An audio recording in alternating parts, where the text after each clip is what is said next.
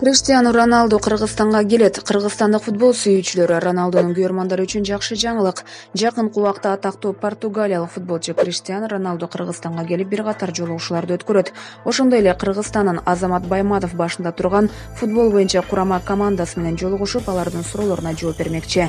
Жолугушууну футбол талааларда өткөрүү пландалып жатканын уюштуруучулар билдиришти. Буга чейин Азамат Байматовдун дарылануусу ийгиликтүү аяктап, оюн талаасына кайтууга даяр экени жарыяланган эле. Азырынча ал Кыргызстанга кандай шарттар менен келе турганы белгисиз. Алдын ала маалыматтар боюнча жолугушуулар Бишкек жана Ош шаарларында өтүшү мүмкүн. Криштиану Роналду италиялык Ювентус клубунда жана Португалиянын курама командасында ойноп, Европанын 2016-жылдагы чемпиону да болууга жетишкен. Ошондой эле Роналду алтын топтун бир нече жолку ээси.